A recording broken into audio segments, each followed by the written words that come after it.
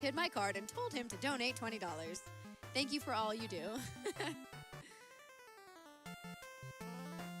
We have a $250 donation. はい、映ってますでしょうかね。ちょっと今から先ほど変更した点をちょっと変えたりしていくので、お見苦しい点があるかもしれませんが、あとちょっと音量下げておいていただけると助かるかもしれないです。We have a $25 donation from Jared and Janelle. This donation is in honor of our good friend Skip, who lost his 5-year battle with cancer last Sunday and will be greatly missed. Thanks to all the runners and staff for their hard work. GDQ was an amazing event for a great cause. はい。We have a $20 donation というわけでですね、ちょっと先ほどいろいろと、音声の方をうまく合わせられなくて、本当こちらも申し訳ございませんでした。で、次ですね、ファイナルファンタジー9となっております。こちらがですね、結構時間がかかるものなので、まあ、飲み物を今のうちに準備していただいたりとかしていただければいいのかなと思います。それではちょっと解説してくれる方をちょっとお呼びしてくるので、また一回切ります。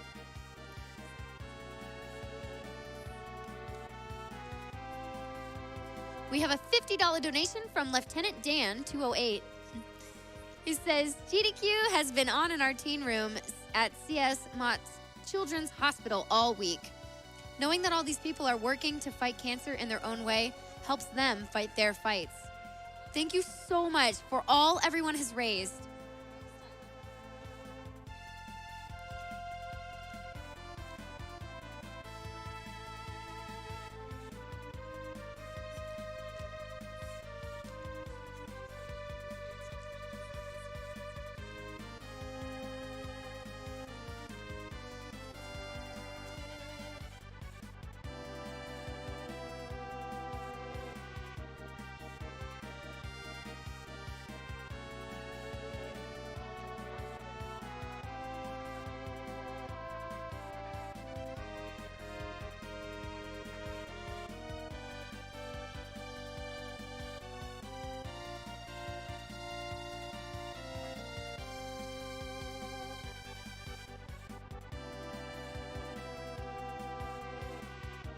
はい、というわけでですね、今回、すごい長丁場のやつに唯一現在応募していただいております、リズさんです。よろしくお願いいたします。よろしくお願いします。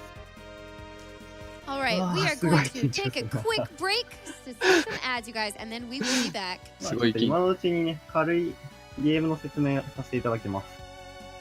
ファイナルファンタジー9は、2000年の4月7日にスクエア様から発売された RPG になってます。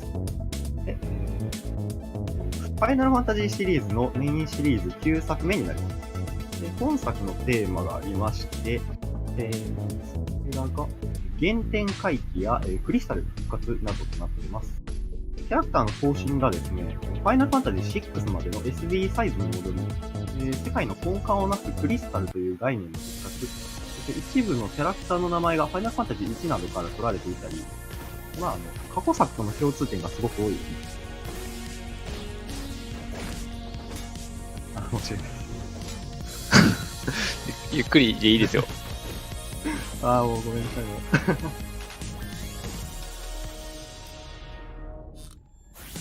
もっと上げた方がいいですかね。もうちょっと上げた方がいいですか？そうですかね。ちょっと、自分はもうコメントしか見てないので。From PCs to arcades and consoles old and new, World 9 Gaming aims to provide the highest quality video gaming experience to events in the Midwest and beyond. With our dedicated staff, tournament expertise, and expansive collection of games and consoles, World 9 is ready to take your event to the next level. For more information on booking and upcoming events, check world9gaming.com. ごめんなさいね。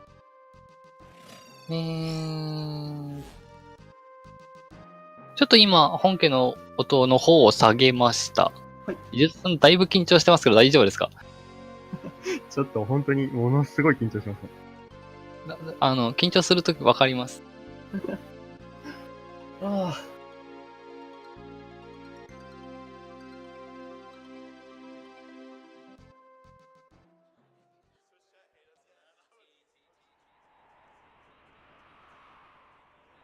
で、今回は、Steam 版なども発売されているのですが、今回は、PlayStation 版になります。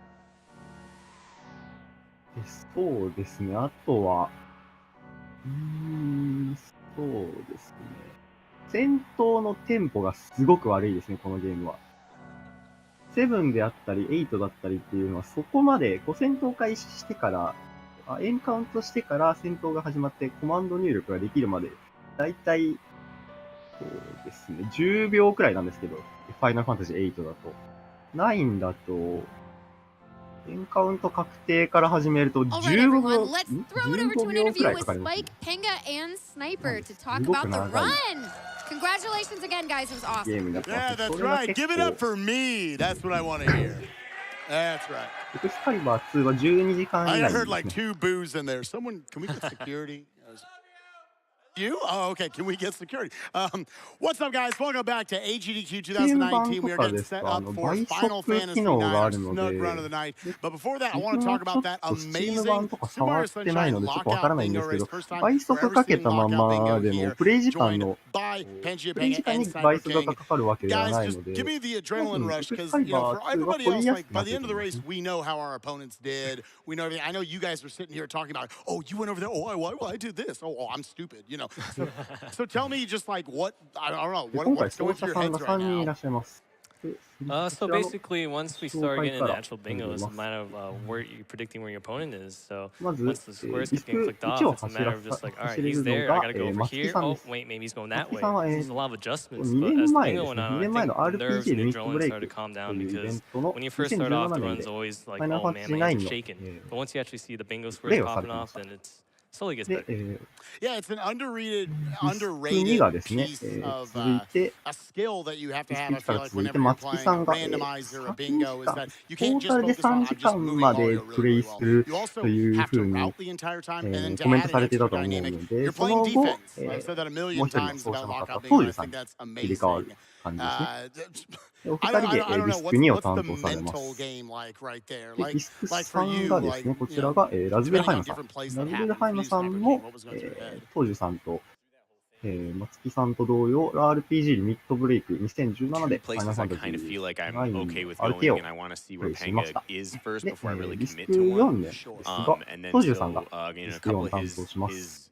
clicks surprised me, what it was and when it happened, some of that kind of thing. And then, you know, throughout the entire bingo, you have to be ready to be like, okay, this is my plan. There's a huge wrench in my plan. I have to make a completely new plan on the spot, like without losing any time, because 行 then わ you れる just の want が to keep yourself fresh. I'm AGDQ 内 assuming だ you're と2 always 回 coming 目に up なり with ますね。最 secondary 初の goals as you're going through AGDQ that. Okay, は、 I'm not 1 just 度目の going プレ through イは Bianco 確か because 2013の Penga's already in AGDQ ですね。ち Bianco ょうど one 6 shot 年 ahead of me. 前 I'm の just 開 wasting 催の time 時に right now. Oh, definitely. And that's one of the その crazy 時は、 things is that, like, it's 2 so easy to 人 make 奏 mistakes 者がいらっしゃい doing ま that して、 because you お are 二 on 人で autopilot as far as your プレイ gameplay してい goes. た Like, for 記憶があり 90% ます。of the bingo, you're on autopilot, and your mind is just thinking about what he's doing, what you're doing, what he's going to do, what you're going to do, what you are going to do, what he does. Like, it's all this.